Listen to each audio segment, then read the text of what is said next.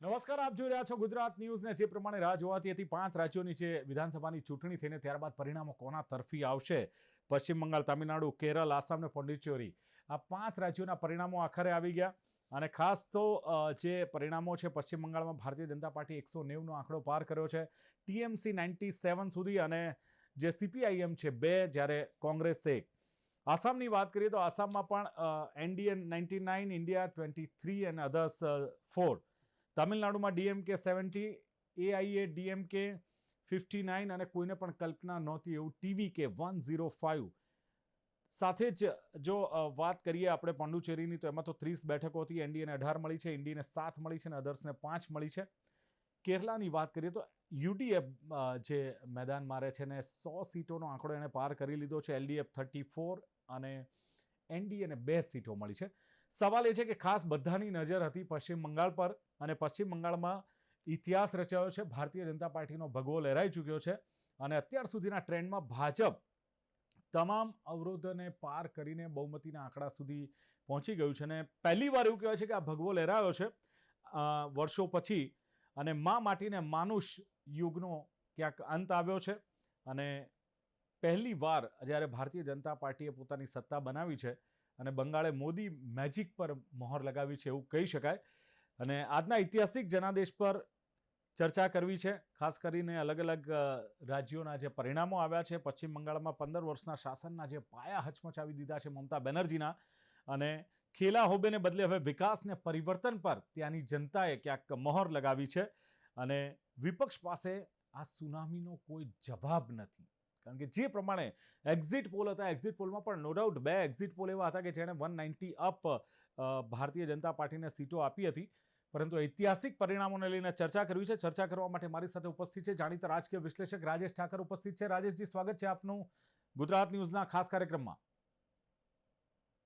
સાથે જ હાર્દિક ડોડિયા, ભારતીય જનતા પાર્ટીના નેતા, પશ્ચિમ બંગાળમાં જેમણે જવાબદારી નિભાવી છે, એવા હાર્દિકભાઈ, આપનું પણ સ્વાગત છે. નિશાંત રાવલ, કોંગ્રેસના પ્રવક્તા. નિશાંતજી, આપનું સ્વાગત. वरिष्ठ पत्रकार निर्मल सिरोया मारी साथे जोड़ा है. निर्मल जी, आपका भी स्वागत है. અને મૂળ બંગાળી અને ગુજરાતમાં રહેતા એવા આલોક રાય, બિઝનેસમેન છે મારી સાથે. આલોક રાય, આપકા भी स्वागत है गुजरात न्यूज में. નમસ્તે, સ્વાગત. જી રાજેશજી, આપનાથી શરૂઆત કરીએ, કારણ કે જે પ્રમાણે હવે ક્યાંક આંકડો હતો કે ભાઈ ભારતીય જનતા પાર્ટી અને જે પશ્ચિમ બંગાળમાં ટીએમસી અને બીજેપી વચ્ચે રસાકસી ભર્યો જંગ છે આ વખતે, સત્તાની લડાઈ નહીં પરંતુ પ્રતિષ્ઠાનો જંગ રાજેશજી હતો, જે પ્રમાણે જોવા મળ્યો છે. અને આંકડા જે પ્રમાણે 190 અપ હવે ભારતીય જનતા પાર્ટીનો આંકડો જોવા મળ્યો છે ને, જે ટીએમસી છે એ બિલકુલ 100નો આંકડો પણ વટાવી શકી નથી. કેટલી અપેક્ષા હતી, અને શું ખરેખર માનો છો કે આ સત્તાની લડાઈની પર પ્રતિષ્ઠાનો જંગ હતો? જુઓ, આ અચાનક બનેલો પરિણામ નથી. તમે 2015 થી ભારતીય જનતા પાર્ટીનો પશ્ચિમ બંગાળની અંદર સંઘર્ષ જુઓ. જેવું ભારતીય જનતા પાર્ટીને લાગ્યું કે પશ્ચિમ બંગાળની અંદર જે મુખ્ય વિપક્ષ એટલે કે ડાબેરીઓ અને કોંગ્રેસ, એ લોકો ધીરે ધીરે હવે હાંસિયામાં ધકેલાતા જાય છે અને ત્યાં ઓપોઝિશનની સ્પેસ ખાલી છે. એની સાથે ભારતીય જનતા પાર્ટીએ ત્યાં આગળ પોતાનું સંગઠન અને સંગઠનના માધ્યમથી એમનો વિસ્તાર, આ બંનેની પ્રક્રિયા શરૂ કરી. અને 2015માં જે 3 સીટો હતી એ 2021માં સીધી 78 થઈ. પણ એ વખતે 3ની 78 થઈ, એની ચર્ચા એટલી બધી ના થઈ કે આટલો મોટો મેન્ડેટ, આટલો મોટો જમ્પ જે છે પશ્ચિમ બંગાળની અંદર ભારતીય જનતા પાર્ટીએ લગાવ્યો. જે ચર્ચા અત્યારે થઈ રહી છે, જ્યારે 78 થી 193-94 સુધી પહોંચ્યા છે. આમ તમે જુઓ તો વિક્ટરીનો જે માર્જિન છે એ 15 અને 21 વચ્ચે જેટલો હતો, એટલો જ મોટો માર્જિન જે છે એ 26ની અંદર છે. પણ આ વખતે ભારતીય જનતા પાર્ટી ત્યાં આગળ સત્તામાં આવી છે અને ટીએમસીની સરકાર ત્યાં આગળ ગઈ છે. આ એક સૌથી મોટી વાત છે. બીજી કે કોંગ્રેસના છેલ્લા જે મુખ્યમંત્રી હતા સિદ્ધાર્થ શંકર રે, એના પછી પહેલી વખત પશ્ચિમ બંગાળમાં એવું બનવા જઈ રહ્યું છે કે કોઈ એક રાષ્ટ્રીય પાર્ટી એ રૂલિંગ પાર્ટી તરીકે ત્યાં આગળ સ્થાપિત થાય છે. કારણ કે એ પહેલા 34 વર્ષ ડાબેરીઓએ શાસન કર્યું અને 15 વર્ષ જે છે એ ટીએમસીએ શાસન કર્યું. એટલે 50 વર્ષ પછી પહેલી વખત પશ્ચિમ બંગાળની અંદર નેશનલ પોલિટિક્સ કરતી નેશનલ પાર્ટી એ ત્યાં આગળ રૂલ કરે છે. એટલે તમે જાણો છો કે પ્રાદેશિક પાર્ટીઓનો જે ઉદ્દેશ હોય છે એ સીમિત એના પ્રદેશ પૂરતો હોય છે. નેશનલ પાર્ટીનો એજન્ડા જે હોય છે પ્રદેશની સાથે સાથે નેશનલ એજન્ડા પણ હોય છે. એટલે હવે પશ્ચિમ બંગાળથી બહાર જે રાજનીતિ બદલાવાની છે એના પણ સંકેતો હવે ધીરે ધીરે આપણને મળતા જશે. એટલે આ કઈ 6 મહિનાની મહેનત કે 1 વર્ષના ભારતીય જનતા પાર્ટીની સ્ટ્રગલનું આ પરિણામ નથી. મેં જેમ કીધું એમ 2015 થી એમનો ટાર્ગેટ હતો કે અહીંયા વિપક્ષની જગ્યા ખાલી છે તો એ જગ્યા ભરવા માટે શું કરવું ને એના માટે એમણે જે કાયમ કરે છે એક રેસીપી તૈયાર કરે છે. એમની હિન્દુત્વની આઈડિયોલોજીની વાત હોય, એન્ટી ઇન્કમ્બન્સી પ્રજાની અંદર ઊભી કરવાની વાત હોય, સુરક્ષાની વાત હોય અને એની સાથે સાથે કેન્દ્ર સરકાર કાં તો રાજ્ય સરકારોમાં જે એમના મોડલ્સ છે એ મોડલનો ત્યાં આગળ પ્રચાર કરવાનો હોય. આ બધાની અંદર ભારતીય જનતા પાર્ટીએ જે છે એ આ વખતે સફળતા હાંસલ કરી છે. અને બીજું કે જે કેન્દ્રીય બળો ને ત્યાં આગળ સ્થાપિત કર્યા એટલે અને એની સાથે સાથેની SIR ની પ્રક્રિયા, આ બંને વસ્તુ જે છે એનો પણ લાભ ક્યાંક ને ક્યાંક ભારતીય જનતા પાર્ટીને મળતો દેખાઈ રહ્યો છે. કે ચૂંટણી ચાલતી હોય એ વખતની હિંસા એ ઘણા બધા વખતે નિયંત્રણમાં આવી છે. ચૂંટણી બાદની હિંસા જે છે એ પણ ત્યાં એક મોટો વિષય રહ્યો છે. અને એટલા જ માટે કેન્દ્રીય બળોને પરિણામ પછી પણ પશ્ચિમ બંગાળની અંદર જ્યાં સુધી બીજો આદેશ ના થાય ત્યાં સુધી રોકાવાની સૂચના છે. આપે કહ્યું કે ભારતીય જનતા પાર્ટીની તૈયારી હતી. 2021માં પણ અમિત શાહ પશ્ચિમ બંગાળમાં મોરચો સંભાળીને બેઠા હતા. ઇસ બાર 200 કે પાર આ નારો એ વખતે પણ લગાવવામાં આવ્યો હતો. હાલાકી એ સફળ નતો થયો. પણ આ નારા પછી હવેની ચૂંટણીમાં એમણે જે પ્રમાણે સંગઠનમાં ફેરફાર કર્યા અને ખાસ તો વિપક્ષનો જે આક્ષેપ હતો કે ઈડી ને CBI નો દુરુપયોગ કરવામાં આવ્યો, જ્યારે ભારતીય જનતા પાર્ટીએ ભ્રષ્ટાચારનો મોટો આક્ષેપ લગાવ્યો, ભ્રષ્ટાચાર મુક્ત બંગાળ અમે આપીશું. તો શું લાગે છે કે આ સફળ થવા પાછળનું કારણ, મુખ્ય કારણ કયું કહી શકાય આમાં? એટલે મેં જે કીધું એન્ટી ઇન્કમ્બન્સી તમારે પેદા કરવી હોય તો એક તો એનું ડેવલપમેન્ટ મોડલ છે એના ઉપર તમારે ત્રુટીઓને શોધવી પડે. એની સાથે સાથે જે પોલિટિકલ કરપ્શન છે 15 વર્ષ સુધી. બીજું, મમતા બેનર્જી જે મુદ્દાઓ લઈ અને ડાબેરીઓની સામે લડતા હતા, ધીરે ધીરે સત્તાનો આ સ્વભાવ હોય છે. જેમ જેમ 5 વર્ષ 10 વર્ષ 15 વર્ષ થયા ને એમને એમ લાગ્યું કે મારી સામે કોઈ વિકલ્પ નથી એટલે ડાબેરીઓનું જે શાસનની પેટર્ન હતી એ જ પેટર્ન ઉપર મમતા બેનર્જી ત્યાં આગળ શાસન કરવા માંડ્યા. અને એટલા માટે એમના વિરુદ્ધની જે એન્ટી ઇન્કમ્બન્સી છે એ ભેગી થઈ. એ સિવાય સંદેશ ખલી હોય, આરજીકર હોસ્પિટલ હોય, આ જે મામલા થયા એના કારણે કાયદા અને વ્યવસ્થાના પ્રશ્નો ત્યાં આગળ ઉભા થયા. અને ત્રીજું સૌથી મોટો મુદ્દો જે છે એ બાંગ્લાદેશી ઘૂસણખોરોનો ત્યાં આગળ ઉપસ્થિત થયો. એટલે મુસ્લિમ વોટની સામે હિન્દુ વોટોનું જે છે એ જબરજસ્ત ત્યાં આગળ ધ્રુવીકરણ થયું. અને એના કારણે તમે જુઓ કે માત્ર સીટોમાં નહીં, વોટ શેર જુઓ તો એમાં ઉલટફેર થતો તમને દેખાય છે. જે 37% આસપાસનો ભારતીય જનતા પાર્ટીનો વોટ શેર હતો એની અંદર 8% વધારો થયો. અને એની સામે TMC નો જે છે વોટ શેર ત્યાં ઘટ્યો છે. ભારતીય જનતા પાર્ટી જે રાજ્યોમાં હારી છે તમે એનો અભ્યાસ કરશો તો એ હાર્યા પછી એનો વોટ શેર જે છે ઘટવા નથી દેતી. ઉલટાનો 1% 2% વધતો હોય. દાખલા તરીકે દિલ્હીમાં એ આમ આદમી પાર્ટી સામે 2 ચૂંટણીઓ હારી ગઈ પણ એનો વોટ શેર બંને ચૂંટણીમાં આગળની ચૂંટણી કરતા વધારે હતો. એટલે એની એક સિસ્ટમ એવી છે કે ચૂંટણી હારવા પછી જનાધારને મજબૂત કરવો અને 1 વર્ષ પછી બીજા વર્ષે એનાથી વધારે જનાધાર પેદા કરવો. દાખલા તરીકે ત્યાં આગળ એમનું સંગઠન નથી તો ત્યાંની નાની નાની પાર્ટીઓની સાથે તાલમેલ મિલાવી અને ત્યાં આગળ સંગઠન ઊભું કરવાની કોશિશ કરવી. આ એક સ્ટ્રેટેજી ભારતીય જનતા પાર્ટીની દરેક સ્ટેટ વાઇઝ જે છે એ એની ભૂગોળને જોઈને, એની રાજકીય પરિસ્થિતિને જોઈને, એના સંગઠનને જોઈને બીજેપી કરતી હોય છે. અને એના કારણે જ મેં કીધું કે આ 15 થી 21 એટલે 11 વર્ષ પછી આ સત્તામાં ભારતીય જનતા પાર્ટી ત્યાં આગળ આવી છે. અને એમાં એને ગઈ વખત જે ભૂલો કરી હતી એ ભૂલો એટલે કે મમતા બેનર્જી ઉપર વ્યક્તિગત આરોપ કરવાથી બચ્યા. બહુ વધારે પડતું જે છે હિન્દુ મુસલમાન કરવાથી ત્યાં આગળ બચ્યા. દાખલા તરીકે માંસ મચ્છી ચિકનની દુકાનો બંધ કરશે આવો નેરેટિવ એક પેદા થયો તો એમણે જે છે એ નેરેટિવને પણ ત્યાં આગળ તોડવાની કોશિશ કરી. અને ત્યાંનું જે લોકલ નેતૃત્વ છે જિલ્લા વાઇઝ એને એમ્પાવર કરી અને ઘણી બધી ડિસ્ટ્રિક્ટ વાઇઝ જે છે ચૂંટણીને વિકેન્દ્રીકરણ કરવાની પણ કોશિશ કરી. એ સિવાય માઇગ્રેટ વોટ જે એટલે પશ્ચિમ બંગાળની અંદર બહારના રાજ્યોમાંથી વસેલા જે લોકો છે એ વોટ જે છે સૌથી વધારે ત્યાં આગળ પડે એના માટેના એક પ્રયાસો થયા. એટલે આ બધું જ કોમ્બિનેશન ભેગું કરી અને ત્યાં આગળ પણ આ મેન્ડેટ ચોક્કસ જે છે એ ખૂબ જ બિલકુલ ઓકે, બહુ મોટો મેન્ડેટ છે. દરેક લોકો એવું વિચારતા હતા કે કદાચ 78 છે 178 સુધી પહોંચશે કે કેમ, અને મમતા બેનર્જી 223 છે ત્યાંથી 123 સુધી આવશે કે કેમ, શું આ વાતાવરણ છે કે આખું રિઝલ્ટ જે છે પલટાઈ જાય. પણ અત્યારે જે પરિણામ બતાવી રહ્યા છે એમાં મહિલા વોટર્સ એને પણ બહુ મોટી ભૂમિકા એની અંદર ભજવી છે એવું અત્યારના चलो बिल्कुल, महिला वोटर्स की દ્રષ્ટિકોણથી बात લાગી बताओ। રહ્યું છે। यस, सिरोया साहब, क्या लगता है जिस तरह प्रतिष्ठा का जंग जो देखने को मिला पश्चिम बंगाल में और कांटे की टक्कर थी, ऐसी चर्चाएं हो रही थी। हालांकि भारतीय जनता पार्टी ने भी बखूबी बहुत जोर लगाया। अमित शाह ने जो सभाएं की और जिस तरह से भारतीय जनता पार्टी के संगठन में जो मतलब चेंजेस किया, क्या लगता है कि जिस तरह जो आंकड़े आए थे और उसके बाद जो एग्जिट पोल आया, एग्जिट पोल में भी बहुत सारे लोगों ने बताया था, बहुत सारी एजेंसियों ने बताया था कि पश्चिम बंगाल में भाजपा आ रही है। पर इसमें चौंकाने वाली बात कौन सी लगती है? एज ए पत्रकार आपको क्या लगता है कि पश्चिम बंगाल के जो नतीजा है उसमें कोई चौंकाने वाली बात लगती है आपको? देखिए, आप पाँचों राज्यों के चुनाव के परिणाम देखिए। जनता ने सिर्फ तमिलनाडु को छोड़कर एक तरफा मतलब जिसे भी जिताया है बरपल्ले जिताया है। चाहे असम हो, केरल हो, पुडुचेरी हो या फिर पश्चिम बंगाल हो। और तमिलनाडु में भी टीवीके को समर्थन भरपूर दिया है। ऐसा नहीं है, अगर आप देखिए कि अगर थोड़ी देर के लिए मान लीजिए 10-10 सीट का अंतर भी और आ जाता, तो तीनों की सीट 70-70 होती और एक त्रिशंकु स्थिति पैदा हो सकती थी।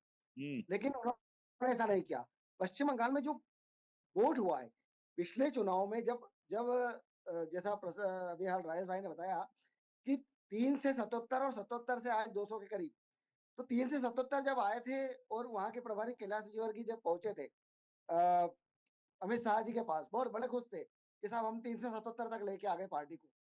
निश्चित रूप से किसी भी पार्टी के लिए खुशी की बात हो सकती है कि एक ऐसे राज्य में जहां आपके पास कार्यकर्ता नहीं है, आपके पास लीडरशिप के लिए चेहरा तक नहीं है, वहां पर आप एक पार्टी को 3 से 77 ले जाते हैं, तो खुशी की बात थी।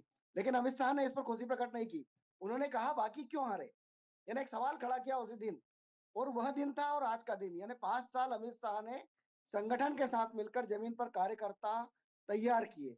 देखिए, वहां जो उनके सामने सबसे बड़ी समस्या आई थी वो थी कि बूथ लेवल पर या जमीन पर कार्यकर्ता जो था वो भयभीत था। वो जनता तक ये मैसेज नहीं पहुंचा पाया था कि आप हमें वोट दीजिए, हम आपके साथ हैं, क्योंकि वो खुद ही असुरक्षित महसूस कर रहा था। और परिस्थितियां ऐसी बनी, पिछले चुनाव में 58 लोगों की मौत, इस चुनाव में एक व्यक्ति को खरोच तक नहीं आना। कितना अंतर है चुनाव में। ये जो दोनों परिदृश्य बदले हैं, इसने लोगों के विश्वास को लौटाया। सीआरपीएफ चुनाव आयोग की एसआईआर की पद्धति और सीआरपीएफ की तैनाती, इसको लेकर भले ही लोग उसकी निंदा करें, लेकिन मान लीजिए कि चलिए चुनाव आयोग का प्रयोग सफल रहा है। इसमें सीआरपीएफ कभी भी आपको पूरे चुनाव में ऐसा नहीं लगा कि वो किसी एक दल का समर्थन करती नजर आ रही है। उसने अपनी ड्यूटी निभाई है। जहां भी कुछ थोड़ा बहुत अराजक तत्व हावी होने का कोशिश कर रहे थे, वहां पर उन्होंने लाठियां फटकारी है। लेकिन देखिए, आप फाल्ता में 21 मई को चुनाव होने वाले हैं, वहां पर उपचुनाव की वापस पुनर्मतदान की घोषणा की गई है। फाल्ता में इसीलिए पुनर्मतदान हो रहा है कि मतगणना स्थल के अंदर वो वोटिंग मशीन में चुनाव चिन्ह और बटन पर स्टिकर्स लगा दिए गए। बाहर लोगों को धमकाया गया, मतलब वहां जो जहांगीर नामक एक टीएमसी का लीडर है, वो अपने प्रधान के जरिए लोगों को धमका रहा है। लोगों ने डर के मारे वोट नहीं किया है। ये बात वहां सच्चाई है। तो अगर सीआरपीएफ की मौजूदगी के बाद ऐसा कुछ हो रहा है, तो मान लीजिए कि बंगाल में अराजक स्थिति थी, और यदि उसको अराजक स्थिति को सुधार कर जनता में भारतीय जनता पार्टी, अमित शाह गृह मंत्री होने के दायित्व, देखिए अमित शाह एक पार्टी के नेता के साथ देश के गृह मंत्री हैं। एक देश में, देश के एक राज्य में इतनी अराजकता हो और देश का गृह मंत्री चुप्पी साधे बैठा रहे, तो यह उसकी विफलता मानी जाएगी। लेकिन अब डबल दायित्व था, एक देश के गृह मंत्री के रूप में, दूसरा पार्टी संगठन के रूप में। उन्होंने दोनों दायित्वों को निभाया और वहां 15 दिन रुककर उस भरोसे को कायम करने का प्रयास किया, जिसका परिणाम आज मिला है। और बहुत सारे मुद्दे हैं पूरे चुनाव के दौरान, भय से भरोसे तक की जो स्थिति पैदा की है, वो निश्चित रूप से एक संगठन की, एक सरकार की और चुनाव आयोग की सफलता है कि लोगों का भरोसा लौटा है। अब जो चुनौती है वो ये कि इस भरोसे को कायम कैसे रख पाते हैं। બિલકુલ બિલકુલ, ચલો હવે સવાલ એ છે કે જે પ્રમાણે આ ભરોસાને કાયમ કેવી રીતે રાખી શકશે? આલોક રાય, તમે મૂળ બંગાળના છો, એટલે શું લાગે છે કે આ વખતે કેમ બંગાળની જનતાએ ક્યાંક પરિવર્તન સ્વીકાર્યું છે? શું ખરેખર ભયનું વાતાવરણ હતું, ભયથી સુરક્ષા તરફ બંગાળની જનતા જવા ઈચ્છતી હતી, અથવા મુખ્ય કારણ કયું કહી શકાય કે જેને લઈને જે માં માનુષ અને માટીની જે બાબત હતી એને દૂર કરીને લોકોએ આ પરિવર્તન સ્વીકાર્યું છે? 100% તમારી વાત સાચી છે. બંગાળને અમાર સોનાર બંગાળ બોલશે. પણ જ્યારથી મમતા બેનર્જી આવી છે ને જે ખરાબ પરિસ્થિતિ ત્યાં કરી છે, ત્યાંના એક વેપારી ત્રાહિમામ થઈ ગયા હતા. એ લોકો અમને ફોન ઘણી વાર કહેતા હતા, અમને ગુજરાત જેવા મિનિસ્ટરો જે રીતના અમિત શાહ છે, એ લોકો ડાયરેક્ટ મળે, અમારી દુઃખની જે વ્યથા છે એ એમની જોડે ડાયરેક્ટ વાત કરે, અહીંયા શું તકલીફ પડી રહી છે. ઇવન મોટા મોટા બિલ્ડર્સ થી લઈને ઇન્ડસ્ટ્રીયલિસ્ટ થાકી ગયા હતા પૈસા આપીને, ગુંડાગર્દીથી. એક નોર્મલ માણસ તો સમજી શકે, મોટા માણસો પૈસે તકે બધી રીતના થાકી ચુક્યા હતા. અને છેલ્લે લાસ્ટ ટાઈમ બધાને આશા હતી, પણ અમુક કારણ જે હતા, જે બી આપણે એને કઈ એમાં નથી જવું, પણ આ વખતે બધા પોઝિટિવ હતા. અહીંથી બી ગુજરાતથી જે ભરી ભરીને ટ્રેનોમાં પબ્લિક ગઈ છે વોટ આપવા, એક દર્શાવે છે ત્યાંનું નેતૃત્વ બદલવાની ઈચ્છા હતી. લોકો થાકી ચુક્યા હતા અને ત્યાંની જે ગંદી પોલિટિક્સ ને મૂળથી કાઢીને ફેંકી દેવાની ઈચ્છા હતી બધાને.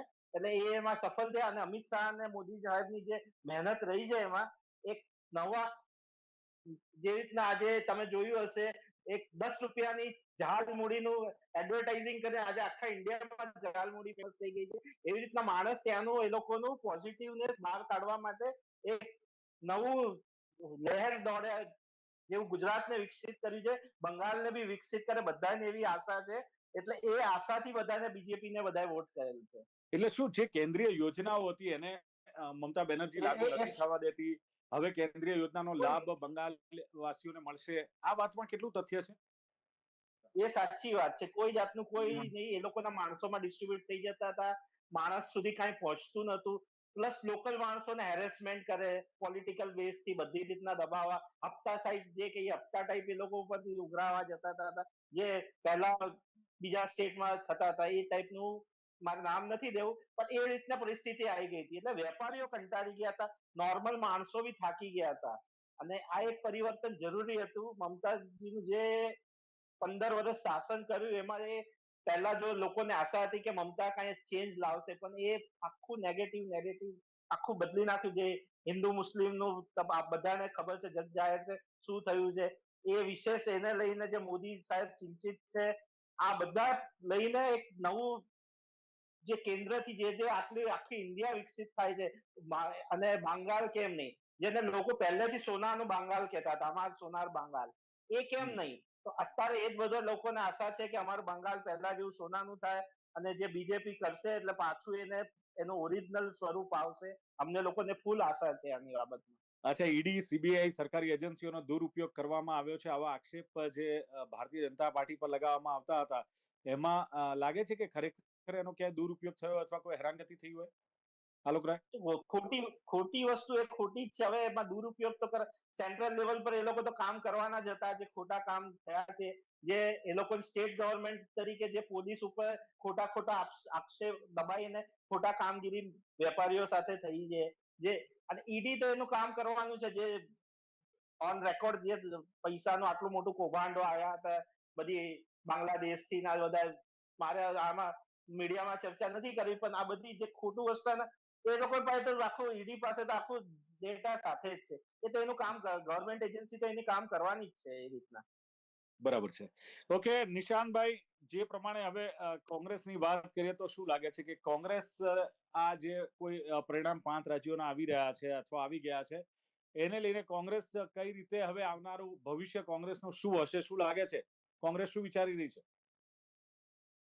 ના ના, બિલકુલ દિલીપભાઈ, કોંગ્રેસનું તો મને લાગી રહ્યું છે કે આ 5 રાજ્યોની ચૂંટણીમાં એક સરસ મજાની વાત એવી થઈ છે કે પશ્ચિમ બંગાળમાં ગુંડા સરકાર, એટલે કે ગુંડાઓની જે સરકાર હતી એનું પતન થયું છે. જે માનનીય અમારા જનનાયક રાહુલ ગાંધીજી પશ્ચિમ બંગાળની તમામ સભા અને રેલીમાં બોલ્યા છે કે પશ્ચિમ બંગાળમાં ભ્રષ્ટાચાર અને ગુંડા તત્વોનું જે રીતનું આખો જાળો બની ગયો હતો, આને કાઢવો અને આ નીકળે એની માટેની વ્યવસ્થા થવી જોઈએ આ ચૂંટણીઓમાં.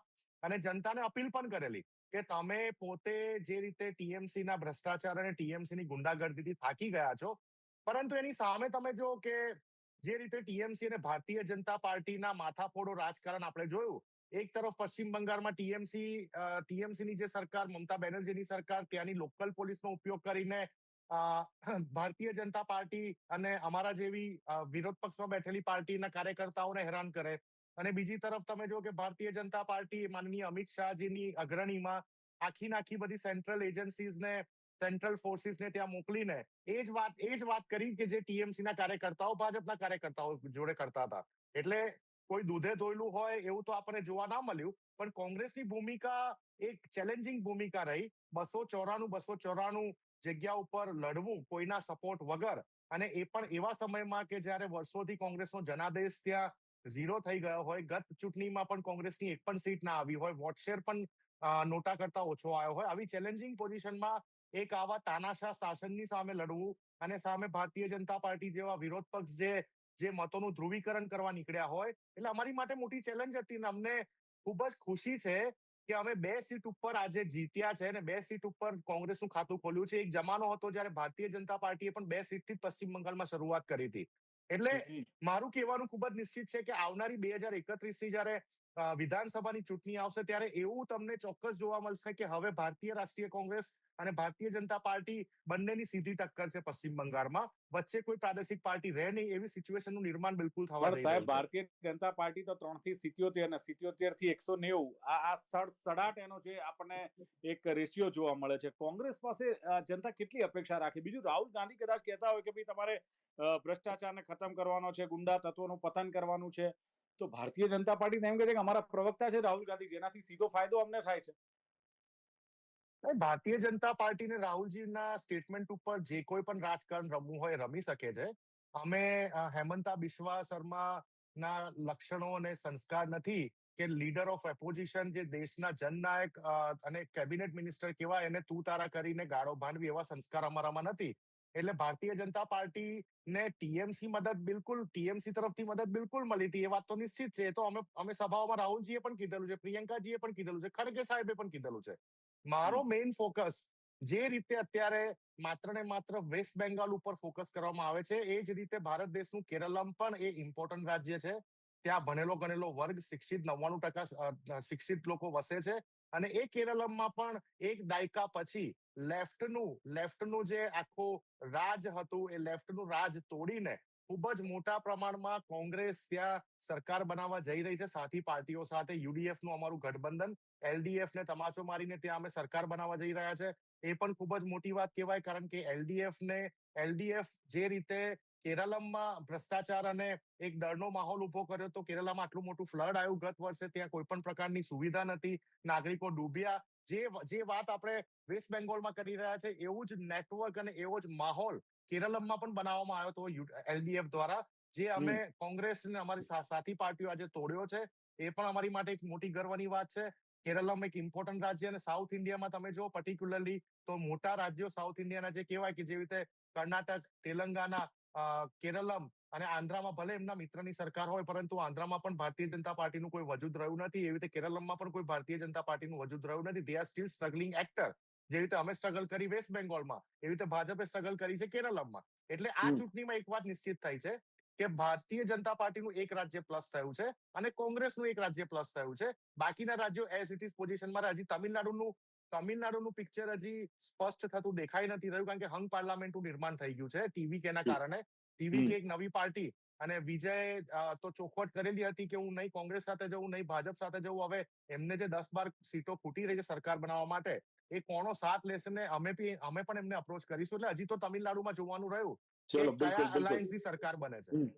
ઓકે, એટલે હાર્દિકભાઈ, તમે ખાસ તો જે પશ્ચિમ બંગાળમાં તમે ગયા હતા, તમારી જવાબદારી હતી, શું હતી જમીની હકીકત કે ખરેખર જે પ્રમાણે ગુંડાગર્દીની વાત આવે છે, જે પ્રમાણે ખંડણી ઉઘરાવાની વાત આવે છે, અને ગુંડા તત્વો બેફામ હતા, આ બધી વાતો છે એક તરફ આવી રહી છે. જમીની હકીકત શું હતી? આપ ત્યાં જઈને આવ્યા છો, શું લાગે છે હાર્દિકભાઈ? ચોક્કસ ભવાનીપુર વિશે, મારા અનુભવ વિશે હું કહીશ, પણ એ પહેલા હું ટૂંક જ વિગત માનનીય નિશાંતભાઈ જે કીધું રાહુલ ગાંધીજીના સંસ્કાર વિશે, તો રાહુલ ગાંધીજીએ પ્રધાનમંત્રીની સામે આંખો મારી છે એ તમામ દેશના લોકોએ લોકસભામાં જોયું છે. એટલે 100% વાત સાચી છે. અમારા જેવા સંસ્કાર રાહુલ ગાંધીજીમાં છે નહીં. બીજી વાત, એમણે એવું કીધું કે 2 સીટ એમને આવી છે પશ્ચિમ બંગાળમાં, અને પહેલા પણ ભાજપને પણ 2 જ સીટ આવી હતી. હું એમને યાદ કરાવું કે આઝાદી પછી 30 વર્ષ સુધી કોંગ્રેસની સરકાર પશ્ચિમ બંગાળમાં હતી, અને પછી એ લોકો 2 સીટ સુધી આવ્યા છે. અમે તો શરૂઆત કરી એને 2 સીટથી કરી, 77 સુધી પહોંચ્યા, અને બીજી ચૂંટણીમાં અત્યારે આપ સૌની સમક્ષ આંકડો છે. આપે ભવાનીપુર વિધાનસભાની વાત કરી, ભવાનીપુર વિધાનસભામાં લગભગ 2000 ઘર સુધી ડોર ટુ ડોર પ્રચાર કરવાનો મને અવસર મળ્યો. ત્યાંના લોકોની સ્થિતિ વિશે હું આપને જણાવું. વેપારીગણ સારા જે સારી જગ્યાએ જોબ કરતા હોય, જેમ અમદાવાદમાં સિંધુ ભવન એરિયા છે, પોશ વિસ્તાર કહેવાય, એમ કલકત્તાનું ભવાનીપુરનું સૌથી પોશ વિસ્તારના લોકોની હું વેદના આપને જણાવું. હાર્દિકભાઈ, 4 કરોડના બંગલામાં અમે રહીએ છીએ, પણ સાંજે 6 વાગ્યા પછી અમારા ઘરની બેન દીકરીઓ અમારી સોસાયટીની નીચે વોકિંગ કરવા ના જઈ શકે. અમે પૂછ્યું એવું કેમ? એમણે જવાબ આપ્યો કે ચોક્કસ ધર્મના અમુક લુખ્ખા તત્વો અમારી સોસાયટીની ગેટની બહાર 25-50 ના ટોળામાં બાઇક લઈ બાઇકમાં સુતા અમારી બેન દીકરીઓ વિશે અભદ્ર ટિપ્પણીઓ કરે છે. આવી આઝાદીમાં અમે રહીએ છીએ. અમે જે જગ્યાએ વેપાર કરીએ છીએ, અમારી ઓફિસમાં અમારે એસી નખાવવું હોય તો હપ્તો આપવો પડે. અમારી દુકાનમાં અમારે કલર કરાવવો હોય, પેન્ટ કરાવવું હોય તો એના પૈસા આપવા પડે. નાના છોકરાઓ જે ચાની કિટલી ચલાવે છે, એને આ લોકો પૂછે કે બેટા તું ચાની કિટલી કેમ ચલાવે છે, તું કંઈક ધંધો વેપાર કર, તારા ફ્યુચરનું જાણ, એના માટે કંઈક કર. તો એ નાના टाबरियाओ ये दुकानदार ने भी सलाह आपे છે कि ये धंधा व्यापार आप कर रहे हो किसके लिए कर रहे हो, हमारे लिए तो कर रहे हो. 5-10 साल के बाद हमको ही ये दुकान ले लेने की, हमने ये निश्चित कर लिया है कौन से व्यापारी की दुकान कौन सा व्यक्ति हमारी ओर से ले ले. આવી અચ્છા, પરિસ્થિતિ ત્યાંની છે.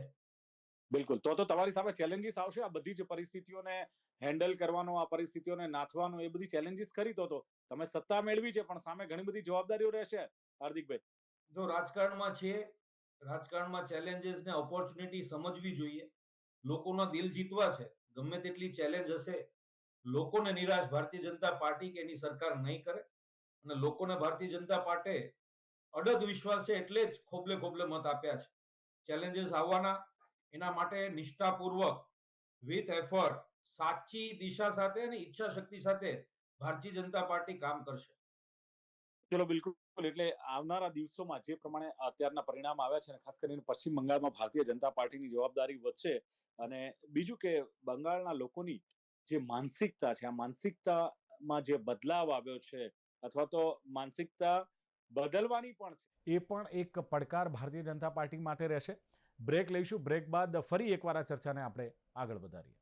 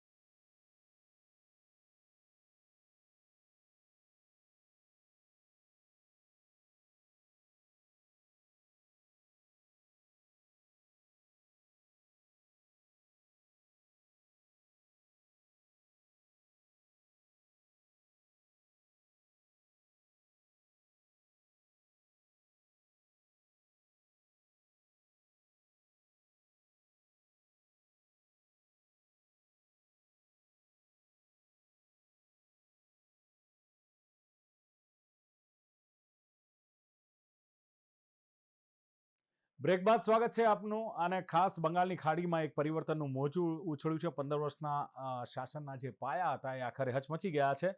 અને આજે ખેલા હોબીને બદલે ક્યાંક વિકાસને પરિવર્તન પર મહોર લાગી છે. ક્યાંક જે ગુંજ છે અને ભ્રષ્ટાચાર સામે જનતાનો આક્રોશ ક્યાંક જોવા મળ્યો. અને બંગાળમાં ભગવો લહેરાઈ રહ્યો. વિપક્ષ પાસે સુનામીનો કોઈ જવાબ છે કે કેમ? મારી સાથે પેનલમાં 5 મહાનુભાવો છે. રાજેશ ઠાકર, રાજકીય વિશ્લેષક; હાર્દિક ડોડિયા, ભારતીય જનતા પાર્ટીના નેતા, જેમણે પશ્ચિમ બંગાળમાં જવાબદારી નિભાવી હતી; નિશાંત રાવલ, કોંગ્રેસના પ્રવક્તા; નિર્મલ સિરોહિયાજી, વરિષ્ઠ પત્રકાર; અને આલોક રાય, મૂળ બંગાળના છે, પણ અહીંયા અમદાવાદ સેટેલાઇટમાં રહે છે, વેપારી છે. तो सिरोया जी, सवाल ये है कि मान लो कि भारतीय जनता पार्टी ने सत्ता तो बना ली ये बंगाल में, पर फिलहाल बंगाल के लोगों की जो मानसिकता है वो मानसिकता भी बदलनी होगी. कौन सी चैलेंजेस आप देख रहे हैं भारतीय जनता पार्टी की, जो पश्चिम बंगाल में सत्ता बनाने के बाद वो चैलेंजेस का उसका उनको सामना करना पड़ेगा? नहीं भाई, पिछले चर्चा के दौरान भी हमारी बात हो रही थी कि किस तरह से ममता बनर्जी सत्ता तक पहुंची थी. आजादी के बाद लेफ्ट फ्रंट ने करीब 27 साल तक शासन किया, कांग्रेस ने 27 साल शासन किया। उसके बाद बीच में जो माहौल बिगड़ा, जो कांग्रेस के शासन काल में ही उद्योगों की दुर्गति हुई। देखिए, एक समय था जब पश्चिम बंगाल में उद्योग धंधे अच्छे थे, पश्चिम बंगाल का डेवलपमेंट भी बेहतर था। आखिरकार देश की राजधानी थी कभी वह। तो वो डेवलपमेंट धीरे-धीरे घटता गया और अत्याचार, दुराचार की स्थिति बदलती गई। वहां पर सत्ता का अहंकार कांग्रेस में आया और फिर बीच में एक दौर ऐसा भी आया कि जब एक साल के दौरान ही कई बार वहां पर राष्ट्रपति शासन लगाना पड़ा। इससे उभरने के लिए लेफ्ट पार्टियां सामने आई। उन्होंने जनता की आवाज उठाई, जनता के साथ उन्होंने आंदोलन किए और 1977 में वे लोग सत्ता में पहुंच गए।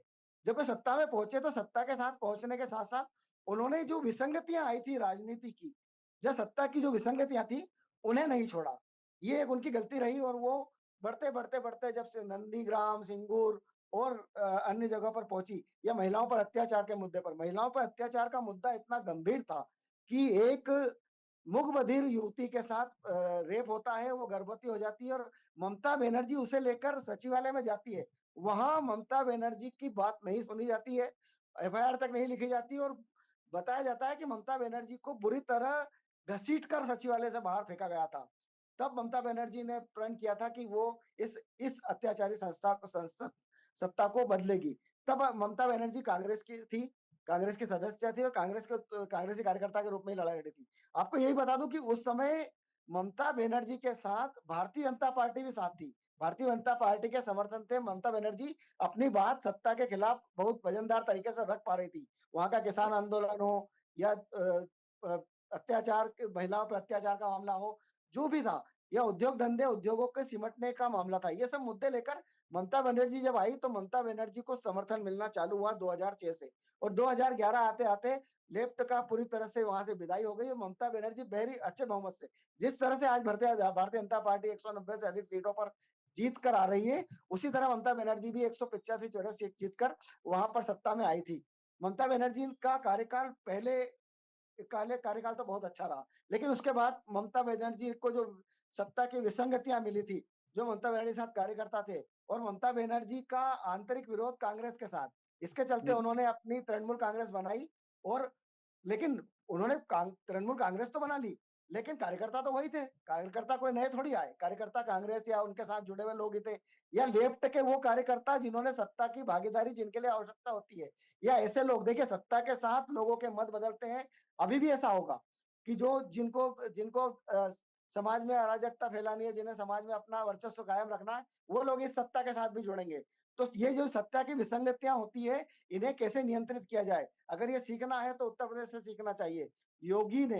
योगी आदित्यनाथ ने उत्तर प्रदेश में सत्ता की विसंगतियां दूर की, कानून का राज कैसे कायम किया जाता है, अपराधी तत्वों को कैसे सबक सिखाया जाता है और कैसे देखिए, उत्तर प्रदेश में क्या था, कोई तैयार था क्या उत्तर प्रदेश में इन्वेस्टमेंट करने के लिए? आज उत्तर प्रदेश में बेहतरीन सड़कें, बेहतरीन रेल इंफ्रास्ट्रक्चर, बेहतरीन संसाधन और कानून का राज, यह सब, और महिला सुरक्षा, इन सब मुद्दों को अगर भारतीय जनता पार्टी पश्चिम बंगाल में लागू कर पाती है तो निश्चित रूप से इसकी सबसे बड़ी आवश्यकता है, क्योंकि इससे बड़ी चुनौती नहीं है आज आप देखिए, भवानीपुर में ममता बनर्जी चुनाव जीत की ओर है, मतलब अभी आगे चल रही फिलहाल, लेकिन भाजपा कार्यकर्ता को उत्साह देखिए।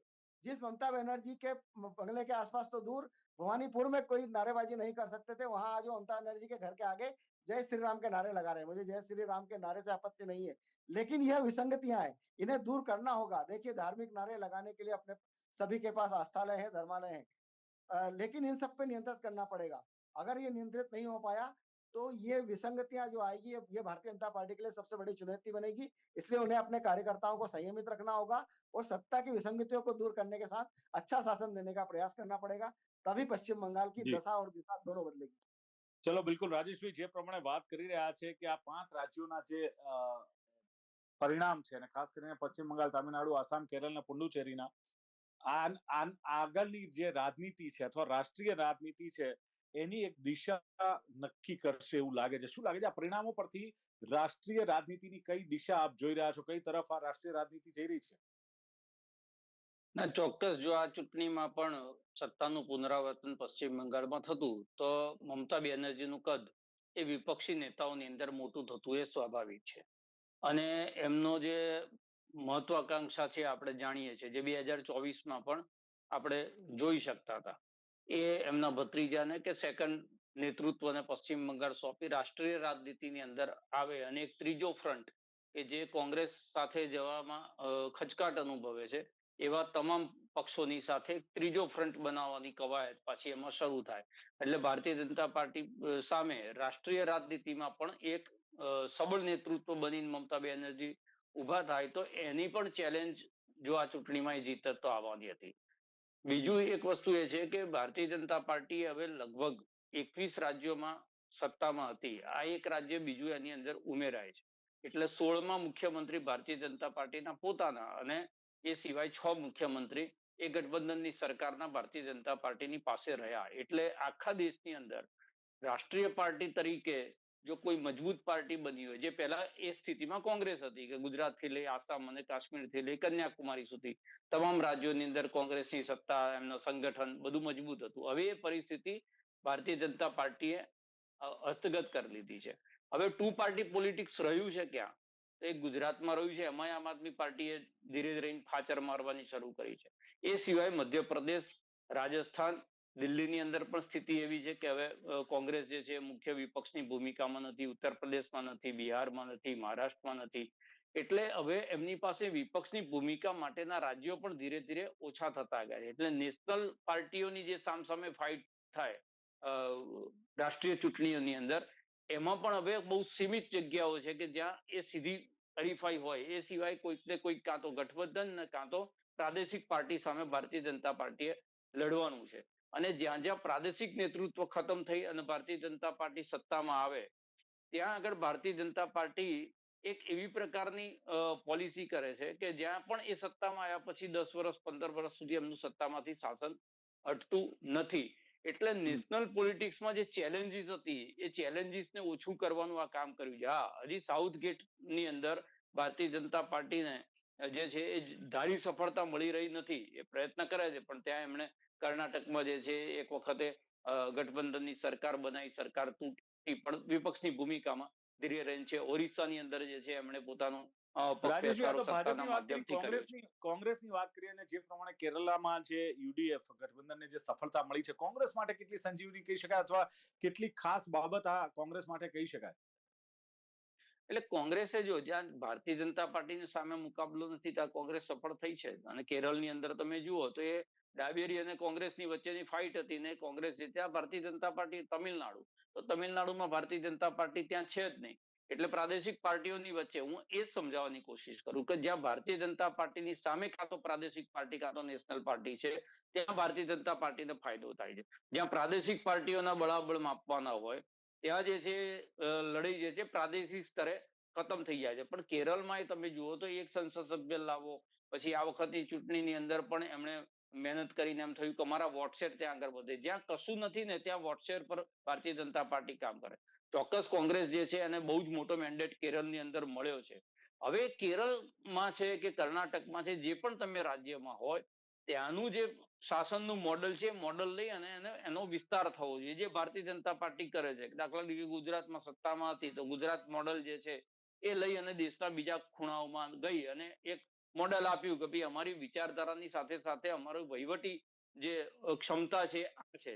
અને એ મોડલ એમણે આગળ વધારી. એવી રીતે જ્યાં કોંગ્રેસ છે, કોંગ્રેસે પોતાના મોડલ્સ જે છે એ દેશની અંદર આગળ વધારવા પડશે. બીજું, દરેક રાજ્ય વાઇઝ ક્ષેત્ર ઉભા કરવા પડશે. જ્યારે તમારી પાસે રાષ્ટ્રીય નેતૃત્વનો અભાવ હોય કે આખા દેશની અંદર એ નેતૃત્વ ન ચાલતું હોય ત્યારે તમારે રાજ્ય વાઇઝ જે છે એ ક્ષેત્ર પર ઉભા કરવા પડે, નાયકો ઉભા કરવા પડે ને એમની જે રાજ્યના મુદ્દા છે ને રાજ્યની લડાઈ છે એ એમને સ્વતંત્રતા આપી અને ત્યાં આગળ સંગઠનને મજબૂત કરવું પડે. ચૂંટણીની હારજીત થાય. ભારતીય જનતા પાર્ટી 50 વર્ષ સુધી હારતી હતી, હવે આજે કોંગ્રેસ હારી રહી છે. પણ એ ચૂંટણી હાર પછી પણ તમારો જે જનાધાર ઓછો ના થવો જોઈએ. કોંગ્રેસ જ્યાં જ્યાં ચૂંટણી હારી છે, ચૂંટણી દર ચૂંટણી એનો વોટશેર જે છે ઘસાતો ગયો છે. અને ભારતીય જનતા પાર્ટી જ્યાં ચૂંટણીઓ હારે છે ત્યાં પણ એનો વોટશેર જે છે એના ઉપર કામ કર્યા કરે. એટલે જે તમારું ફાઉન્ડેશન છે પ્રજા સાથેનું, એ ફાઉન્ડેશન કમજોર થઈ જાય તો તમારે ફરી વખતે એને રિટેન કરવામાં વધારે મુશ્કેલી પડતી હોય છે. એટલે કોંગ્રેસે એના ઉપર કામ કરવું પડશે. આખા દેશની અંદર એક બીજું, તમે કેરળમાં જે છે ડાબેરીઓની સામે લડતા દેખાઓ, રાષ્ટ્રીય ચૂંટણી આવે ત્યારે પાછા ડાબેરીઓની સાથે હો. તમે 2024માં એક જ મંચ ઉપર મમતા બેનર્જી સાથે ની તસવીર બનાવો, પછી એ બધું પડી ભાગે. એટલે આજે મમતા બેનર્જીને તમે એમ કે એના શાસનની આલોચના કરો. આ બધું જે કન્ફ્યુઝ પોલિટિક્સ છે એને પણ લોકો જોતા હોય. એટલે એક સીધે સાદો મેસેજ આ ચૂંટણીનો છે, જ્યાં ભારતીય જનતા પાર્ટી ત્યાં સત્તામાં હતી, એ એક સ્ટેટની અંદર ભારતીય જનતા પાર્ટી સત્તામાં પુનરાવર્તન કરે છે. એ સિવાય જ્યાં જે સત્તાઓ હતી એ સત્તામાં પરિવર્તન થયું છે. આ સીધો મેસેજ છે. અને એટલા માટે આ જે છે એ વિપક્ષ છે, એટલે એ પ્રાદેશિક વિપક્ષ હોય કે રાષ્ટ્રીય વિપક્ષ હોય, એને આના ઉપર ધ્યાન આપવું પડશે કે જ્યાં ભારતીય જનતા પાર્ટી એક વખત સત્તા બનાવે ત્યાં 10 વર્ષ 15 વર્ષ સુધી એ સત્તામાં રહે છે, અને જ્યાં વિપક્ષ ભારતીય જનતા પાર્ટી હારે છે ત્યાં એની સ્થિતિ ચૂંટણી દર ચૂંટણી જે છે એ મજબૂત કરવાની કોશિશ કરે છે. બીજી વસ્તુ, જ્યાં જીતે છે, દાખલા તરીકે ગુજરાતમાં સુરતમાં આમ આદમી પાર્ટી જીતી હતી, તો આ વખતે એના ઉપર ધ્યાન આપવામાં આવ્યું અને આમ આદમી પાર્ટીને સુરતની અંદરથી જે છે એ લગભગ સમાપ્ત કરી દીધી. તો મોટા મેન્ડેટ થી જીત્યા પછી પણ જ્યાં એમનો ગ્રે એરિયા છે કે જ્યાં ચૂંટણીમાં એમને સામે મુકાબલો છે, એને કેવી રીતે સેટલ ડાઉન કરવો, એના પ્રયત્નો પણ એની સાથે સાથે ચાલે છે. એટલે મુકાબલો જે છે એ વિપક્ષ માટે બહુ જબરજસ્ત મુકાબલો છે. લોકસભાની ચૂંટણી પછી જે મોમેન્ટમ પકડાયો છે, મોમેન્ટમને આગળ લઈ જવામાં હરિયાણા, પછી મહારાષ્ટ્ર, પછી બિહાર, અને બિહાર પછી હવે દિલ્હી, અને દિલ્હી પછી પશ્ચિમ બંગાળ. એટલે આ હવે દાખલા તરીકે ગુજરાતની દ્રષ્ટિકોણથી 2027 હોય કે રાષ્ટ્રીય દ્રષ્ટિકોણથી 2029 હોય, બહુ બધું કામ જે છે એ કરવાનું છે. એટલે નિશાનભાઈ એક વાત કરીને કે કોંગ્રેસનો જનાધાર ઓછો થતો જાય છે, એનો વોટ શેર ક્યાંક ઘટતો જાય છે. દિલ્હીમાં તમે ટીએમસી સાથે દોસ્તી રાખો અને પશ્ચિમ બંગાળમાં દુશ્મની, કદાચ આ કન્ફ્યુઝન તમને નડ્યું છે. કોઈ સ્થાનિક ચહેરો ખાસ તો પશ્ચિમ બંગાળમાં નહોતો. ભારતીય જનતા પાર્ટીની વાત કરીએ તો મોદી મેજિક છે, મોદી ચહેરો છે. અમિત શાહે પણ દમખમથી ત્યાં જમીની સ્તર પર કામ કર્યું. શુભેન્દુ અધિકારી હતા. એટલે સવાલ ત્યાં છે કે દિવસે ને દિવસે જે પ્રમાણે કોંગ્રેસમાં જે બદલાવ આવતો જાય છે, ચિંતાનું કારણ છે. એટલે ફરી એકવાર રાજેશભાઈએ કહ્યું કે ભારતીય જનતા પાર્ટી જ્યાં નથી ત્યાં તમે જીતો છો, પણ જ્યાં કોંગ્રેસ અને ભાજપ સામે જયારે સામે હોય છે ત્યારે કોંગ્રેસ પરાસ્ત થતું હોય છે. પહેલી વાત તો એ દિલીપભાઈ કે નોન પોલિટિકલ લોકોના વ્યૂઝ અને લોકોના અભિપ્રાય અમે માનતા નથી, કારણ કે એ લોકોએ જિંદગીમાં ક્યારે પોલિટિકલ પાર્ટીના ફંક્શન અનુભવેલા નથી, ગ્રાઉન્ડ ઉપર એક પોલિટિકલ પાર્ટીના કાર્યકર્તા તરીકે કામગીરી નથી કરેલી, એટલે એમના અનુભવો અમારા માટે ઝીરો છે. એની કોઈ વેલ્યુ નથી હોતી. તમારે સ્વીકારવા સ્વીકારવાની વાત જ નથી. નોન પોલિટિકલ લોકો કિતાબ લખશે કોંગ્રેસ ઉપર, અમારે માની લેવાનું એવું કોંગ્રેસે શું કર્યું, કોંગ્રેસે ના કર્યું, એટલે નોન પોલિટિકલ લોકો કોંગ્રેસે શીખવાડશે. અમારે એ લોકો પાસેથી શીખવાનું છે કે પોલિટિક્સ માંથી શીખવાનું છે. અમારી હાર કેમ થઈ ભારતીય જનતા પાર્ટીની સામે આ 5 રાજ્યોમાં, આ 5 રાજ્યોમાંથી 4 રાજ્યોમાં અમારું પરફોર્મન્સ કેમ ઢીલું પડ્યું, એ અમારે ભારતીય જનતા પાર્ટીની પોલિસી કઈ કામ કરી ગઈ, જનતાએ ભારતીય જનતા પાર્ટીની પોલિસીને એક્સેપ્ટ કરી, એ સમજવાનું છે. નોન પોલિટિકલ લોકોને એડવાઇસો માનવા માટે નથી બેઠા અમે અહીંયા દિલીપભાઈ. આમ રિયલી સોરી. એડવાઇસ આપવા બેસી તો ઘણી બધી એડવાઇસ આપી શકું છું નોન પોલિટિકલ લોકોને. હું રાજકીય વિશ્લેષક બની શકું છું કાલ સવારથી ઉઠીને. એટલે આ બધી સલાહ સૂચનોથી એમની સોસાયટીમાં માનતા હશે લોકો, પણ અમારા જેવી પોલિટિકલ પાર્ટી ના માને. It's impossible. ચલો રાજેશ, લોકો સાહેબ થિંક ટેન્ક રાખતા હોય, પોલિટિકલ પર્સન થિંક ટેન્ક તરીકે રાખતા હોય. એવા રોડ ઉપર એવા પાનના ગલ્લે લોકો થિંક ટેન્ક ભેગા થાય છે ભાઈ. એવા પાનના ગલ્લે રોજ આવા 50 થિંક ટેન્ક ભેગા થાય છે દિલીપભાઈ. પાનના ગલ્લે 50 આવા થિંક ટેન્ક ભેગા થાય છે, જે સલાહ સૂચનો આપે કે ભાજપે શું કરવાનું, કોંગ્રેસે શું કરવાનું, આમ આદમી પાર્ટીએ શું કરવાનું. એટલે પહેલા પોલિટિકલ પહેલા ગ્રાઉન્ડ ઉપર 45 ડિગ્રીમાં કાર્યકર્તા બનીને કોક દિવસ કોક પાર્ટી માટે કામ કરવું નથી કે કોંગ્રેસ માટે કામ કર્યું હતું આ દશા ન હોત કોંગ્રેસની. ના અમે તો કરીએ જ છે. તમે બતાવો બી છો જીટીપીએલ ના માધ્યમથી. દિલીપભાઈ ખુશી છે કે અમારી કામગીરી તમે બતાવો છો, નિષ્પક્ષ રીતે બતાવો છો. તમે એસી ચેમ્બરમાં બેસી રહ્યા છે, તમે કોઈ 45 ડિગ્રીમાં કામ કરી દેવા ક્યાંથી મેળ આવે? એટલે અમારા નેતા જ્યોતિરાદિત્ય સિંધિયા જેવા નથી કે ડુંગળી ખિસ્સામાં રાખવાની સલાહ આપે અને એવું કે હું તો કારમાં બી એસી નથી વાપરતો. અમારા નેતા જુઠ્ઠું નથી બોલતા. કારમાં એસી ચાલુ કરે છે તો કરે છે અમારા નેતા, એવું નથી બોલતા જુઠ્ઠું કે ડુંગળી. રાજેશભાઈ, આનો જવાબ શું હોઈ શકે રાજેશભાઈ? ના, એટલે તમે સમજો કે હારના કારણો શું હોઈ શકે. કે હાર પછી પણ એ હારનું મંથન જે થાય છે એ મંથનને નકારી કાઢવું છે. અને એમના જ રાષ્ટ્રીય નેતા પાછા આવી અને એમ કહી જાય એમને કે અહીંયા લુલા લંગડા ઘોડા છે, તો એ લુલા લંગડાના ઘોડાના આધારે એમને ચૂંટણીઓ પણ લડવી છે. આપણી સલાહ માને એમની પાસે, રાહુલ ગાંધી પાસે બહુ જ સારા સલાહકારો છે, અને સારા સલાહકારો કેવું કામ કરે છે આપણે જોઈ રહ્યા 30 વર્ષથી. એટલે આપણે એમના કોંગ્રેસના સલાહકાર થવાની ભૂમિકામાં છે જ નહીં. એક આપણે જે સલાહકારોના પરિસ્થિતિ કારણે છે 100 જે સીટો આવી પરિણામો આવ્યા લોકસભામાં. છે. મોટાભાઈ, એક હવે, સલાહકારોના કારણે 100 સીટો આવી લોકસભામાં અને 303 પરથી આહા. 240 પર આવી ગઈ. એવી વિશ્લેષણ કરો ને. આહા. તમારે જો સાચું આહા. વિશ્લેષણ કરવું છે આહા. તો લોકસભાનું બી વિશ્લેષણ કરો, કેરળનું બી વિશ્લેષણ કરો. કેરળમાં કેમ હારે એની નિશાંતભાઈ, સલાહ આપો તમે એમને. એ પણ સલાહ આપો ને. તમે વન સાઈડ ભાજપનો ફેસ કર્યા વગર ભાજપમાં વખાણ કરો છો, તો એ અમે સાંભળી નહીં લઈએ. અમે અહીંયા સાંભળવા માટે નથી બેઠેલા ભાઈ. તમારે કોઈનું સાંભળવા સાંભળ માટે નથી બેઠેલા ભાઈ. તમારે સાંભળવાનું હોય જ ભારતીય નહીં. જનતા પાર્ટીની નામની કિતાબ પબ્લિક લખવા નું આવ્યા તમે છો, સાંભળતા નથી એટલે તો public ના, ના, ના. આ રાજકીય નિશાંત વિશ્લેષણ ભાઈ, બનીને નહીં neutral public બનીને વાત કરો. તમારા અમને ના સાચી સાંભળવું વિશ્લેષણ આપો જોઈએ. તમે. ના જ સાંભળવું જોઈએ. ના જ સાંભળવું જોઈએ. હા, એટલે તમારે એકતરફી ના જ વાત કરવા માટે અમે સાંભળવું અહીંયા તમારી ના, ના, એકતરફી ના. વાતો સાંભળવા નથી. એ અરે, counter આવશે, અમારો એકતરફી એક નથી. કાર્યકર્તા તમારો હશે ને. વ્યૂ છે. અમારો એ એક તમારો પણ વ્યૂ છે. કાર્યકર્તા હશે ને, એ બૂથમાં તમારો અમારો એક વ્યૂ પણ છે. કાર્યકર્તા હશે ને, તો અમે નિશાંત લડી લઈશું સાંભળો ભારતીય હવે, જનતા પાર્ટી નિશાંત સામે. ના, ના, બરાબર. નિશાંતભાઈ, એ બરાબર છે. એ તમારો વ્યૂ છે. કાર્યકર્તાઓને ખબર છે અમારા પર એ- ખોટા કેસો થાય છે. હા. એ તમે ભોગ્યું નથી હા. જિંદગીમાં. ના, ના, એ કેસો ભોગવવાની થાય. એમને બ્રાન્ચ વાળા તમને રાત્રે 12 વાગે ઉછેરવા આવી જાય, મોદી સાહેબ આવે, તમે ભોગ્યું નથી ભાઈ. એ જિંદગીમાં તમે ભોગ્યું નથી. એ અમે ભોગવ્યું છે ભોગવ્યું. તમારે એ અમે સત્તા લેવી ભોગવ્યું છે, છે. તમે ભોગવો, તમે જેલમાં એ જાઓ. બોલવાનું બંધ કરે તો આપણે કહીએ કશું. એમાં ના, ના, એ બોલવાનું બંધ કરે ને તો આપણે, એ જયારે ઘોડિયામાં હશે ને ત્યારે રાજનીતિની અંદર હું હતો ને 3 વખત હું જેલમાં જઈ આવેલો છું. એમને મારો રાજનીતિક ભૂતકાળ જે છે ના, ખબર એમને- નથી. એટલે એ કે ના, ના, એ કે હું એ ચૂંટણી નહીં લડ્યા હોય, હું ચૂંટણી પણ લડી ચૂક્યો છું. એટલે એ ઠીક છે, આપણે એના બાયોડેટામાં નથી જવું. સવાલ એ છે કે લોકસભાની ચૂંટણીમાં જે પરિણામ આવ્યું એ વખતે, લોકસભા વખતે આપણે વિપક્ષ કેવી રીતે લડ્યો ને વિપક્ષનો નેરેટિવ કેવી રીતે ચાલ્યો અને એનું વિશ્લેષણ જે તે વખત કર્યું હતું. આજે મેચ ચાલતી હોય જુદી અને આપણે હોકીની મેચમાં ક્રિકેટની કોમેન્ટ્રી કરવાનો મતલબ નથી. અત્યારનું જે ચૂંટણીના પરિણામો આવ્યા છે એ પરિણામોનું આપણે વિશ્લેષણ કરીએ. વિશ્લેષણને સ્વીકારવું ના સ્વીકારવું એ જે છે દરેકનો પોતાનો અધિકાર છે. એ ના, ના નિશાંતભાઈ, સ્વીકારે. એની સાથે નિશાંતભાઈ, આપણને તમે- કોઈ વાંધો પણ નથી.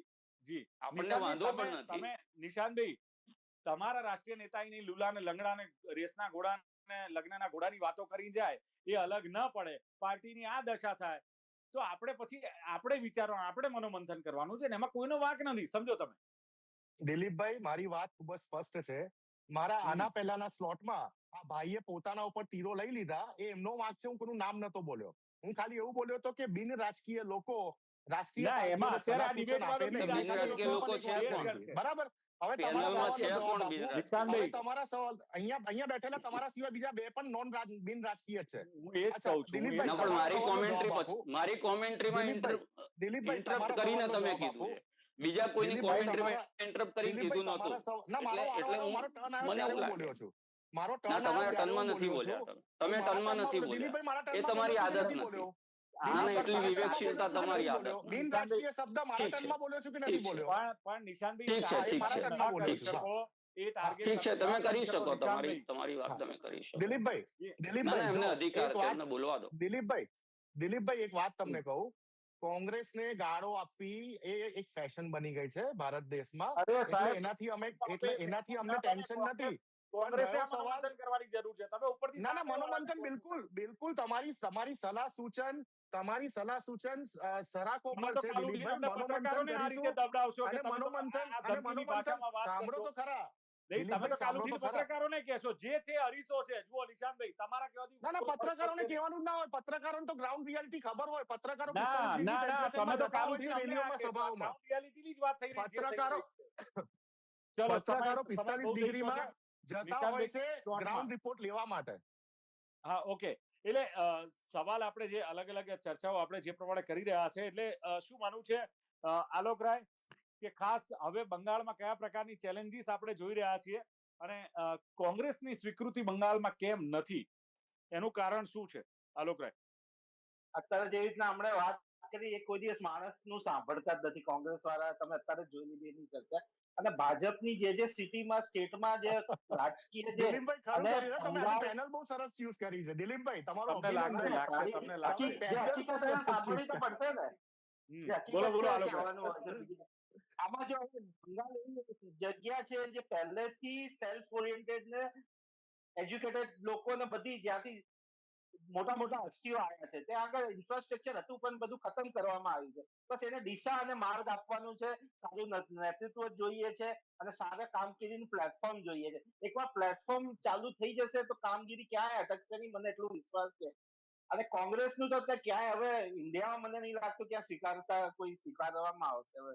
ભલે એ જે કહેતા એમના નેતા ને આપણે કોઈ એમાં પડવું નથી, પણ આ તો એક ખાલી જસ્ટ તમે વાત કરી એટલે હું કહેવા માંગુ છું કે બંગાળના લોકો હોશિયાર છે, એ લોકો બધું સમજે છે કોને વોટ કરવું અને કઈ બેનિફિટ એ લોકોને મળે અને કઈ બેનિફિટ થી દેશનું જે નુકસાન થયેલું છે એ ભરપાઈ એક સ્ટેટ થી આગળ એ સ્ટેટ બી સમૃદ્ધ થશે, એ આપણા માટે બેનિફિટ જ છે. નહીં એટલે આલોકરાય કોંગ્રેસ પણ રાષ્ટ્રીય પાર્ટી છે છતાં બંગાળમાં એક સીટ મળે 293 માંથી, એટલે મારો આ સવાલ છે કેમ બંગાળીઓ આ સ્વીકારતા નથી? હવે એની ચર્ચા હું હવે કહીશ ખાલી ઉગ્ર થઈ જશે એનો કોઈ મતલબ નથી. ના એ તો સાંભળજો, ઉગ્ર થાય તો વાંધો નથી. કોંગ્રેસનું ક્યાંય અત્યારે અસ્તિત્વ તમને દેખાય છે આખા દેશમાં ક્યાંય દેખાય છે તમને? બંગાળમાં થાય. બંગાળમાં કોઈ એમનું કોઈ છે બી નહીં, નેતા બી નથી. અને જે હતા એ પહેલા ખતમ થઈ ગયા છે. જ્યોતિ બાસુ વખતે જે હતા પછી મમતા બેનર્જી આવ્યા પછી તો ક્યાં કોઈને કોઈ બી પાર્ટીને ત્યાં એ લોકોએ નથી દીધા. હવે જે દેશમાં આપણે રાજનીતિ બધા સ્ટેટમાં બેંગોલીઝ હોય છે અને ભાજપના સ્ટેટ ગવર્નિંગમાં બધી બેંગોલી જે જોઈને જે ફીડબેક થતું હોય છે એ બધા સ્વીકાર છે, જોવે છે કેવી રીતના સારી રાજનીતિ થાય છે. તો એ રાજનીતિ પોઝિટિવ રાજનીતિ આવે તો એના માટે પોઝિટિવ જ રહેવાના, કે નેગેટિવ રાજનીતિની લાઈન કોઈ મતલબ નથી. એટલે પોઝિટિવ માટે અમે હંમેશા ભાજપ સાથે જ બધાએ જોડાયેલા છે, એટલે તો આ ભોગા ભરી બધાએ મત આપ્યું છે. ઓકે, હવે આખરે જે પ્રમાણે હાર્દિકભાઈ શું કહેશો કે બંગાળમાં ખાસ તમે જે મજબૂતાઈ બતાવી છે, બંગાળી જનતાએ તમારી સ્વીકૃતિ પણ કરી છે, પણ ખાસ ભારતીય જનતા પાર્ટીની વાત કરીએ તો બંગાળની સંસ્કૃતિને આત્મસાત કરવી એ મોટામાં મોટી એક ચેલેન્જ આપની સામે રહેશે, કે પછી બહારની પાર્ટીનો જે સિમ્બોલ છે તમારા પર એને દૂર કરવો પણ એક જરૂરી બનશે?